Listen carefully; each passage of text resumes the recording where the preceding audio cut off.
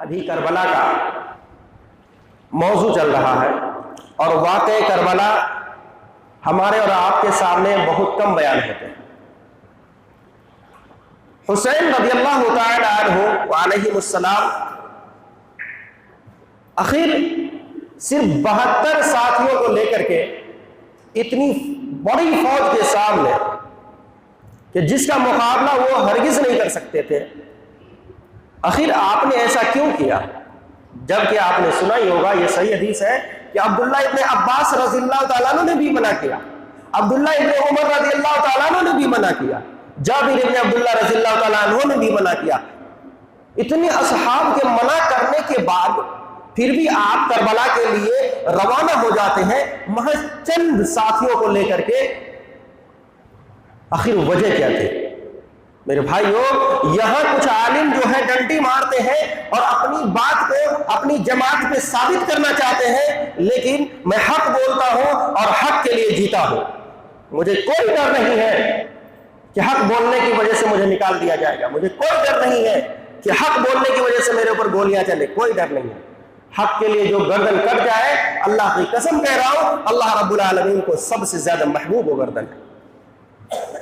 تو حضرت حسین رضی اللہ تعالی عنہ کے پیچھے کا جتنے بھی پیچھے کے واقعات ہیں اس کے اوپر آپ ذرا سا غور کر لیجئے، آخر وہ نکلے کیوں؟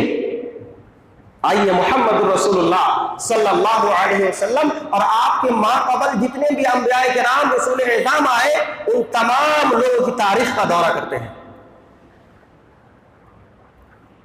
انبیاء کرام کا جو مشن ہوتا ہے، انبیاء کرام کا جو ایمان ہوتا ہے، انبیاء کرام کی جو سچائی ہوتی ہے، وہ پورے مخلوق میں سب سے بڑھ کر ہوتی ہے، چاہے لوگ اس کا ساتھ دے یا نہ دے، چاہے اپنے روٹھ جائے، چاہے انہیں ہجرت کرنا پڑ جائے، چاہے گردنیں کٹانے کی باری آ جائے، لیکن انبیاء کرام جو ہے اللہ رب العالمین کے حق کو ثابت کرنے میں لگے رہتے ہیں، اور وہ کہیں اپنی گردن کو جھکانے کے لیے ظلم و تشدد کے بازار میں اور اسی طریقے سے ظالم لوگوں کے سامنے وہ اپنی گردن کو جھکانا پسند نہیں کرتے۔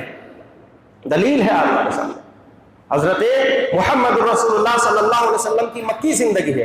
آپ صلی اللہ علیہ وسلم کو آپ کے چچا نے کہا کہ بھتیجے دیکھو، یہ سارے کے سارے لوگ مخالف ہو رہے ہیں، سارے لوگ مخالف ہو گئے ہیں، کھانے پینے پہ آفت ہو گئی ہے۔ چچا ابو طالب آپ صلی اللہ علیہ وسلم کو سمجھا رہے ہیں کہ دیکھو سارے لوگ مخالف ہیں، کھانے پینے پہ آپتی ہو گئی ہے، کوئی بھی چیز ہمارے سامنے آتی ہی نہیں ہے، اور آتی ہے تو اتنی کاسٹلی آتی ہے، اتنی مہنگی آتی ہے کہ ہم اسے نہیں خرید سکتے۔ لہذا چند دنوں کے لیے ہم آپ کو یہ مشورہ دیتے ہیں کہ یہ جو دین کا کام آپ کر رہے ہیں، ایک اللہ کی طرف لوگوں کو بلا رہے ہیں، حق بیان کر رہے ہیں، آپ اس سے رک جائیے۔ معلوم ہے حفیظ جالندری نے اپنے شعر کے اندر اسے جگہ دیا ہے، جس کا مفہوم یہ ہے، اللہ کے رسول صلی اللہ علیہ وسلم نے اپنے چچا کو کہا تھا کہ اے میرے چچا، اگر میرے ایک ہاتھ میں لوگ چاند رکھ دیں، دوسرے ہاتھ میں لوگ سورج رکھ دیں اور کہیں اللہ کی دعوت دینا بند کر دو، ایک اللہ کی طرف بلانا بند کر دو، اللہ کی قسم ہے میں اپنی گردنیں تو کٹا سکتا ہوں لیکن اللہ کی دعوت سے باز نہیں آ سکتا۔ یہ ایمان کا تقاضا ہے، یہ محمد رسول اللہ صلی اللہ علیہ وسلم کی دعوت کا انداز ہے۔ بھلا آپ کے نواسے جس کے بارے میں آپ صلی اللہ علیہ وسلم نے بہترین پیشین گوئیاں کی ہے، اور اتنی پیشین گوئیاں کی ہے جو کہ صحیح حدیث کے اندر ذخیرہ مذکور ہے، بھلا وہ ظالم کے سامنے کیسے جھک جاتے ہیں؟ بھلا وہ ظلم کا سامنا محض گردن جھکا کر کے کیسے کر لیتے ہیں؟ آئیے میں آپ کو چند کتابوں کے حوالے کے ساتھ یہ باتیں عرض کرنا چاہتا ہوں۔ الاستیعاب ابن عبد البر رحمۃ اللہ علیہ کی کتاب ہے الاستیعاب، اسی طریقے سے ابن حجر رحمۃ اللہ علیہ کی کتاب ہے الاصابہ، اور صحیح بخاری کی شرح جو حضرت امام ابن حجر رحمۃ اللہ علیہ نے کی ہے فتح الباری، اس کے اندر حدیث نمبر 7109 7109 نمبر کی روایت کے نیچے یہ تمام کے تمام شرائط ہیں جو کہ حضرت حسن رضی اللہ تعالیٰ عنہ نے امیر معاویہ رضی اللہ تعالیٰ عنہ کے سامنے پیش کیا تھا۔ اس وجہ سے ہی صلح نامہ اس وقت طے پائی تھی. پہلا اصول تھا، پہلی شرط تھی حضرت حسن رضی اللہ تعالیٰ عنہ کی کہ دیکھیے سب سے پہلے آپ اس بات پر ایگریمنٹ کریں کہ آپ جو خلافت چلائیں گے، حکومت چلائیں گے، وہ کتاب و سنت کے خلاف نہیں ہونی چاہیے. جس طریقے سے خلفائے راشدین نے حکومت چلائی ہے اسی طریقے سے آپ کو چلانا ہے. یہ شرط مان لی گئی. دوسری بات اور اہم بات جس کے لیے حضرت حسین رضی اللہ تعالیٰ عنہ کی شہادت ہوئی وہ یہ کہ آپ اپنے بعد کسی کو نامزد نہیں کریں گے. جس طریقے سے محمد رسول اللہ صلی اللہ علیہ وسلم نے خلافت کو امت کی ذمہ داری کر دیا، حضرت ابو بکر رضی اللہ تعالیٰ عنہ نے امت کی ذمہ داری کر دیا، حضرت ابو بکر رضی اللہ تعالیٰ عنہ نے خلافت کو امت کی ذمہ داری چھوڑ دیا. اسی طریقے سے حضرت عثمان رضی اللہ تعالیٰ عنہ نے امت کی ذمہ داری پر چھوڑ دیا کہ وہ چاہے جس کو خلیفہ بنا لے. حضرت علی رضی اللہ تعالیٰ عنہ نے جس طریقے سے امت کے ذمہ داری پہ چھوڑ دیا کہ وہ چاہے جس کو چاہے خلیفہ بنا لے، اسی طریقے سے آپ بھی اپنے بعد جو ہے اس حکومت کو، اس خلافت کو امت کے حوالے کر دیں گے. اور تیسری بات یہ ہے کہ جب ہماری فوج جو ہے آپ کے خلاف آئی تھی تو ہم طیش میں تھے، ہم غصے میں تھے، لیکن اب ہم سرنڈر کر گئے ہیں تو ہمارے فوج کے خلاف جو کوئی کارروائی نہیں ہونی چاہیے. کہا یہ بھی شرط منظور ہے. چوتھی بات کیا ہے کہ جو خمس کا حصہ پہلے ملتا تھا اہل بیت کو، خمس کا حصہ، تو وہ حصہ ملنا چاہیے. کہا یہ بھی ٹھیک ہے. کہا پانچویں شرط کیا ہے کہ میرے باپ کے اوپر یعنی حضرت علی کے اوپر جو کہ تان زان آپ کرواتے ہیں، لان تان ہوتا ممبروں کے اوپر سے، یہ آپ ہمیشہ کے لیے بند کروا دیں گے. کہا یہ بھی شرط منظور ہے. یہ 5 شرائط حضرت حسن رضی اللہ تعالیٰ عنہ نے امیر معاویہ رضی اللہ تعالیٰ عنہ کے سامنے رکھا. اس کے بعد جو ہے میرے بھائیوں، جو اہم نقطہ میں آپ کو دکھانا چاہ رہا ہوں وہ یہ کہ دوسری شرط کہ آپ جو ہے اپنے بعد کسی کو گدی نشین نہیں بنائیں گے، کسی کو نامزد نہیں کریں گے. لہذا امیر معاویہ رضی اللہ تعالیٰ عنہ اپنے وفات سے چند سالوں پہلے، چند دنوں پہلے جو ہے اپنے بیٹے کا نامزد کر دیتے ہیں. اور اس کے بعد کیا ہے، مروان ابن حکم جو آپ کا گورنر ہوتا ہے اس کے ذریعے آپ پرچار کرواتے ہیں کہ لوگوں کو کہو کہ بیعت پر لوگ آئے اور لوگ ہمارے بیٹے کے لیے کیا ہے بیعت کریں. تو ایمان کا اعلیٰ حصہ کس کے پاس تھا؟ ایمان کا سب سے اول حصہ کس کے پاس تھا؟ اس وقت حضرت حسین رضی اللہ تعالی عنہ تھے. حضرت حسین رضی اللہ تعالی عنہ نے بہت سارے ایسے کارنامے دیکھ لیے تھے. اپنے باپ کی شہادت کو دیکھا تھا، اپنے بڑے بھائی کی شہادت کو دیکھا تھا. بھلا بتائیے اللہ اس کے رسول کے لیے اگر وہ کھڑے نہیں ہوتے تو دنیا کا کون شخص تھا جو کھڑا ہوتا؟ قرآن مجید کی حفاظت کے لیے، رسول کی سنت کے لیے اگر وہ کھڑے نہیں ہوتے کون کھڑا ہوتا؟ جس کے بارے میں پیارے حبیب صلی اللہ علیہ وسلم نے ارشاد فرمایا. عبداللہ ابن عباس رضی اللہ تعالیٰ عنہ کی روایت ہے کہ اللہ کے رسول صلی اللہ علیہ وسلم کو میں خواب میں دیکھتا ہوں. یہ حدیث رسول ہے، صحیح حدیث ہے کہ میں خواب میں دیکھتا ہوں اللہ کے رسول صلی اللہ علیہ وسلم کے بال بکھرے ہوئے ہیں، پروپیگنڈا ہے، آپ صلی اللہ علیہ وسلم گھبرائے ہوئے ہیں. میں نے پوچھا اللہ کے رسول صلی اللہ علیہ وسلم بھلا بتائیں کہ یہ حالت کیسی ہے آپ کی، کس نے آپ کو پریشان کیا؟ پیارے حبیب صلی اللہ علیہ وسلم کے ہاتھ میں ایک شیشی تھی. اللہ کے رسول صلی اللہ علیہ وسلم حضرت عبداللہ ابن عباس رضی اللہ تعالیٰ عنہ کو فرماتے ہیں کہ دیکھو میں تو صبح سے آج پریشان ہوں، یہ اس لیے کہ میں حسین اور ان کے ساتھیوں کا خون جمع کر رہا ہوں. یعنی محمد رسول اللہ صلی اللہ علیہ وسلم نے پہلے پیشین گوئی کر دی تھی کہ یہ میرا بیٹا جو شہید ہو جائے گا. اور کس بنا پہ ہوگا؟ حکومت کی لالچ کی بنا پہ نہیں، حق کی صداقت کی وجہ سے، حق کی بلندی کی وجہ سے. اور جب حضرت علی رضی اللہ تعالی عنہ جنگ سے واپس آ رہے تھے تو دریائے فرات کے کنارے پہنچے تو کہا اے میرے بیٹے، اے میرے بیٹے، اے میرے بیٹے، صبر کرنا، اس مقام پہ صبر کرنا، اس مقام پہ صبر کرنا. حضرت حسین رضی اللہ تعالیٰ عنہ کہتے ہیں اے میرے ابو جان بھلا میں صبر کیوں کر کروں، کیا وجہ ہے؟ تو کہا میں نے تیرے نانا سے سنا ہے، یعنی محمد رسول اللہ صلی اللہ علیہ وسلم کو فرماتے ہوئے سنا ہے کہ میرے بیٹے حضرت حسین کو شہید کر دیا جائے گا. اور اس کو جبریل امین نے آ کر کے خبر دی تھی. اس لیے جب ایسا موقع آ جائے تو صبر کرنا. اور آج چند ایک عالم علماء بمحض تاریخ کے حوالے کی بات کرتے ہیں، جبکہ تاریخ کی کوئی سند بھی نہیں ہے. آپ خود ہی ذرا اندازہ لگا لیجئے، ابن کثیر رحمۃ اللہ علیہ 700 ہجری میں اور محمد رسول اللہ صلی اللہ علیہ وسلم کے درمیان کتنا فاصلہ ہے، جبکہ اس کی سند بیان نہیں ہوئی ہے. امام بخاری کی بات کیوں مانی جاتی ہے، امام مسلم کی بات کیوں مانی جاتی ہے؟ اس لیے کہ وہ سند بیان کرتے ہیں. ایک حدیث بیان کرتے ہیں تو اس سے پہلے سند بیان کر دیتے ہیں کہ ہمارے پاس جو حدیث پہنچی ہے وہ کیوں پہنچی ہے، کیسے پہنچی ہے. تو حضرت حسین رضی اللہ تعالی عنہ بلا ظالم حکومت کے سامنے کس طریقے سے سرنڈر کر سکتے تھے. عبید اللہ ابن زیاد جو امیر یزید کا گورنر تھا، کوفے کا، کوفہ اور بصرہ دونوں کا گورنر تھا، جب اس نے دیکھا کہ ہمارے خلاف جو ہے فوجیں آ رہی ہیں تو اس نے ایک خطبہ دیا اور کہا دیکھو امیر المومنین کا ہمارے پاس یہ خط آیا ہے کہ ہم تمہیں آگاہ کر دیں کہ جو بھی حکومت کے خلاف کوئی بغاوت کرے گا تو اس کی گردنیں مار دی جائیں گی. حضرت حسین رضی اللہ تعالی عنہ حکومت کے لالچی نہیں تھے، حق قائم کرنا چاہتے تھے، حق بتانا چاہتے تھے کہ جس طریقے سے آپ کے ابو نے اس بات پہ ایگریمنٹ کیا ہے کہ ہمارے بعد کوئی ہمارا بندہ جس کو میں نام لکھ کر کے دوں یا پھر میں بتاؤں کہ یہی خلیفہ ہوگا، اس کے اوپر جو ہمارے بھائی نے ایگریمنٹ کیا تھا کہ آپ کے بعد کوئی آپ کا بندہ جو ہے وہ خلیفہ نہیں بنے گا، اس لیے میں کھڑا ہوا ہوں. میرے بھائیو، اللہ کے رسول صلی اللہ علیہ وسلم کے یہ اعلیٰ فرزند تھے، اللہ کے رسول صلی اللہ علیہ وسلم کے نواسے، جنت کے پھول تھے، جنت کے نوجوانوں کے سردار تھے. تمام نوجوانوں کا سردار حضرت حسن و حسین ہوں گے.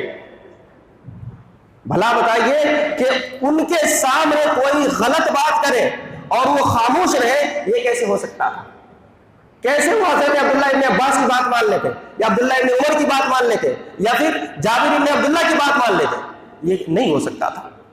کیوں؟ اب قرآن مجید کی آیتوں کے اوپر غور کیجیے. اب قرآن مجید کی آیتیں ہیں، اللہ رب العالمین نے کیا فرمایا؟ یا ایھا الذین آمنوا اتقوا اللہ وقولوا قولا سدیدا، کہ ایمان والو جہاں کہیں بھی بولو، آمنوا اتقوا اللہ، اللہ سے ڈرو، اور وقولوا قولا سدیدا، حق بات کرو اور سچی بات کرو. اسی طریقے سے اللہ نے فرمایا وقولوا مع الصادقین، اور صادق لوگوں کے ساتھ رہو، سچے لوگوں کے ساتھ رہو. یہ قرآن مجید کی آیت ہے. قرآن مجید کی آیت شہید اللہ انہ لا الہ الا ہو، اللہ رب العالمین خود گواہی دے رہا ہے کہ اللہ کے علاوہ کوئی معبود برحق نہیں ہے. وَأُولُو الْعِلْمِ، اور اہل زمین میں اہل علم بھی اس بات کی گواہی دے رہے ہیں کہ اللہ کے علاوہ کوئی معبود برحق نہیں ہے. والملائکہ، اور فرشتے بھی اس بات کی گواہی دے رہے ہیں کہ اللہ کے علاوہ کوئی معبود برحق نہیں ہے. تو یہ آیات ہمیں بتاتی ہے کہ حق کے لیے کھڑا ہونا چاہیے. حق یہ نہیں دیکھتی میرے بھائیوں، حق بات جو یہ نہیں دیکھتی کہ سامنے کتنی بڑی فورسز ہیں. حق یہ نہیں دیکھتا میرے بھائیوں یہ کتنے بڑے طاقت ہے ہمارے سامنے، ہم اس کے خلاف بولیں یا نہ بولیں. اگر ایسا ہو جاتا تو اللہ کی قسم کہہ رہا ہوں، ابراہیم علیہ السلام کبھی بھی توحید کی دعوت نہیں دے پاتے، توحید کے امام نہیں بن پاتے. ابراہیم علیہ السلام کا آگ میں دعویٰ کیوں ہوا؟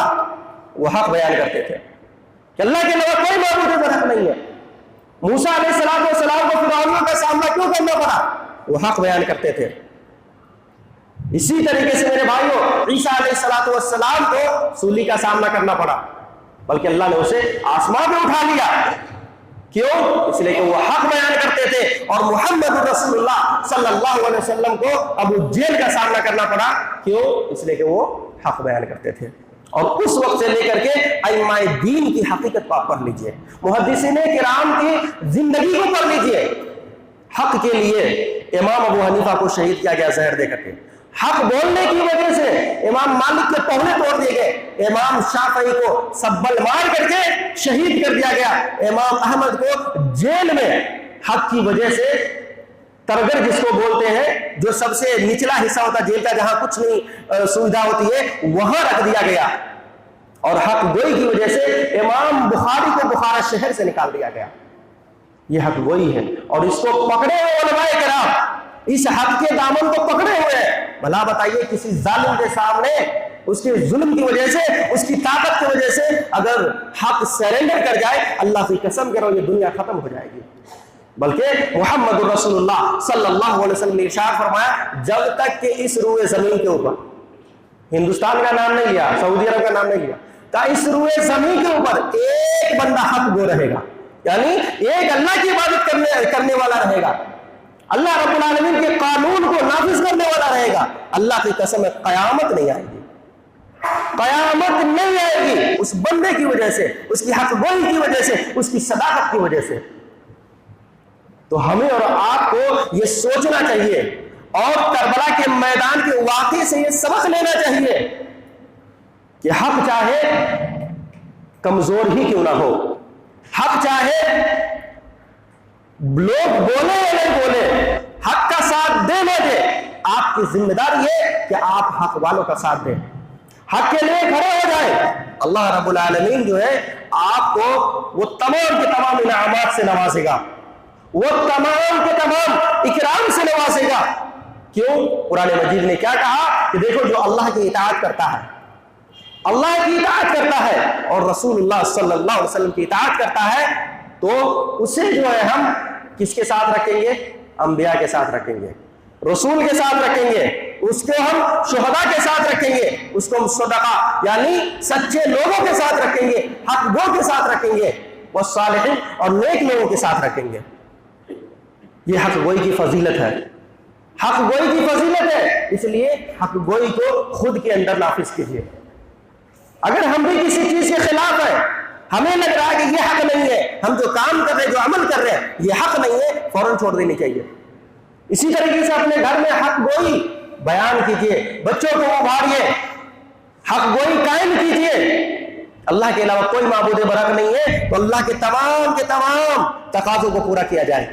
اگر کوئی نماز نہیں پڑھے، نماز کے لیے اسے ابھارا جائے، نماز کے لیے اسے سرزنش کی جائے، کیونکہ اہل خانہ کے آپ ذمہ دار ہیں۔ آپ کو یہ نہیں پوچھا جائے گا کبھی کہ مسجد میں آیا کوئی بندہ نہیں آیا، یہ نہیں پوچھا جائے گا آپ کے محلے سے کوئی بندہ آیا تھا مسجد میں نہیں آیا، یہ ضرور پوچھا جائے گا کہ آپ کے بچے حق گوئی کرتے تھے یا نہیں کرتے تھے، یہ ضرور پوچھا جائے گا کہ آپ جو ہے اپنے اہل خانہ کے ساتھ کس طریقے کے رویے اختیار کیا کرتے تھے، یہ ضرور پوچھا جائے گا میرے بھائیوں کہ اللہ رب العالمین کا کلام معجزہ تمہارے پاس تھا، تم نے اس کے اوپر کتنا عمل کیا۔ بلکہ رسول اکرم صلی اللہ علیہ وسلم نے ارشاد فرمایا کہ ابن آدم کا قدم جو ہے ایک بالش ادھر بھی نہیں ہوگا ادھر بھی نہیں ہوگا جب تک کہ ان سوالوں کا جواب نہ دے دے۔ وہ کیا؟ کتنا علم سیکھا اور کتنا عمل کیا، کتنا علم سیکھا کتنا عمل کیا، یعنی حق قائم کیا یا نہیں کیا۔ حق تو پڑھ لیا، حق تو سمجھ لیا، لیکن حق قائم ہوا بھی یا نہیں ہوا، معاشرے نے حق کی تلقین کی یا نہیں کی۔ میرے بھائیو جو حق گوئی کرتا ہے، اللہ کی قسم کہہ رہا ہوں، قرآن مجید نے ایسے لوگوں کو کہا کہ فلاح و کامران ہے وہ لوگ۔ کیوں؟ فلاح و کامران ہے، اللہ نے اسے بخش دیا۔ سورۃ العصر پڑھیے، اللہ رب العالمین نے کیا فرمایا؟ والعصر، قسم زمانے کی، ان الانسان لفی خسر، بلا شبہ پوری انسانیت نقصان میں ہے، خسارہ میں ہے، گھاٹے میں۔ الا الذین آمنوا، مگر وہ لوگ جو ایمان لے آئے، وعملوا الصالحات، اور جو نیک عمل کرتے رہے، وتواصوا بالحق، وتواصوا بالحق، اور حق گوئی کرتے رہے، حق گوئی کرتے رہے، حق کی تلقین کرتے رہے، حق بولتے رہے، وتواصوا بالصبر، اور صبر کرتے رہے۔ جب حق بولیں گے تو بہت سارے لوگ خلاف ہو سکتے ہیں، آپ کے اپنے بھی خلاف ہو جائیں گے، اور غیر تو غیر ہے ہی یہ۔ جی یہ امتحان ہے، یہ امتحان ہے میرے بھائیوں، حق بولنا امتحان ہے۔ اللہ کے رسول صلی اللہ علیہ وسلم کی زندگی کے اوپر ایک نظر میں ڈالتا ہوں۔ اللہ کے رسول ابھی آئے ورقہ ابن نوفل کے پاس، اور ورقہ ابن نوفل کیا کہتے ہیں کہ مجھے کاش کی اتنی زندگی مل جاتی کہ جب آپ کی قوم اس وجہ سے نکال دیتی آپ کو لا الہ الا اللہ کی دعوت کی وجہ سے، حق گوئی کی وجہ سے، تو میں آپ کا ساتھ دیتا۔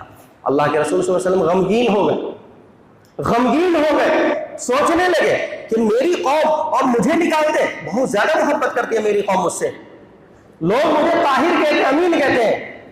ورقہ ابن نوفل کا جواب سنیے، اس نے کہا تھا اس دعوت کو جس نے بھی اٹھایا ہے، اس دعوت کی آواز کو جس نے بھی بلند کیا ہے، اس کے ساتھ اسی قوم نے وہی سلوک کی ہے، یہاں تک کہ بعض انبیاء کو تو آڑے سے چیڑ دیا گیا ہے۔